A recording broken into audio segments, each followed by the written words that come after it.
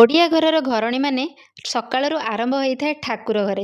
ଠାକୁର କାମ ସରିଲା ପରେ ଚଉରାରେ ପାଣି ଦେବା। ଆମ ଘରେ ଯେହେତୁ ଆମେ ଦୁଇ ଜଣ ଥାଉ, କେବେ ମୁଁ ଠାକୁର ପୂଜା କରିଦିଏ, କେବେ ନାନୀ ଠାକୁର ପୂଜା କରିଦିଅନ୍ତି। ତ ଆମେ ଏମିତି ଅଲ୍ଟରନେଟିଭ୍ କରିକି କାମ କରିଦେଉ। ତାପରେ ପଳାଇ ଆସିଲି ମୁଁ ମୋର ଖାଇବା ପାଇଁ। ଆଜି ମୋର ସତୁ ଡ୍ରିଙ୍କସ୍ ଥିଲା ଖାଇବାରେ। ଆଉ ଆଜି ଯେହେତୁ ମଉଳ ଶ୍ରାଦ୍ଧ ଥିଲା, ଆଜି ଆମ ଘରେ ନାଗି ଦିଆହେବା ପାଇଁ ଖେଚେଡ଼ି ବନା ହେଉଥିଲା। ତ ଆମର ତ ମଉଳ ଶ୍ରାଦ୍ଧ ଦିଆ ହୁଏନି, ଏମିତି ଖାଲି ଇଶାଣରେ ଆଉ ବାରିପଟେ ନାଗି ଦିଆ ହୁଏ। ତ ନାନୀଙ୍କର ଭାଇଙ୍କର ସବୁ ବର୍ଷ ଦିଅନ୍ତି, କିନ୍ତୁ ଏଥର ଯେହେତୁ ସେ ମାମୁଁଙ୍କର କ୍ରିୟା ଧରିଛନ୍ତି, ପୂଜାପୂଜି ତ ଏମିତି କିଛି କରିବେନି, ତ ଆଙ୍କର ମୋର ଦେଉଥିଲୁ। ଫାଷ୍ଟ ତ ଦେଇଦେଲୁ ଇଶାଣରେ ଦେଇକି ଛାତ ଉପରକୁ ପଳାଇ ଆସିଲୁ। ତ ନାଗି ଦେଇକି ଏଠି ମୁଣ୍ଡିଆ ମାରିଦେଲୁ। ତ କାହାର କାହାର ମଉଳା ଶ୍ରାଦ୍ଧ ଦିଆ ହୁଏ ଆମକୁ କମେଣ୍ଟରେ ଜଣାଇବେ। ଆଉ ସବୁ ବର୍ଷ ମଉଳା ଶ୍ରାଦ୍ଧରେ ଆମର ସେପଟେ ଗୋଟେ ଜେଜେଙ୍କ ଘରେ ଭୋଜି ହୁଏ, ଯେଉଁ ଜେଜେ ଏଠି ଶୋଇଛନ୍ତି।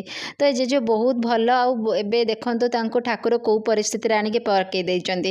ତ ସେ ପୁରା ବେଡ଼୍ରେ ହିଁ ସବୁ ଶୋଉଛନ୍ତି। ତ ଆମର ଏପଟେ ଭୋଜି ଥିଲା, ସମସ୍ତେ ଖାଇବା ପିଇବା କରି ଘରେ ଆସିକି ରେଷ୍ଟ ନେଇଗଲୁ।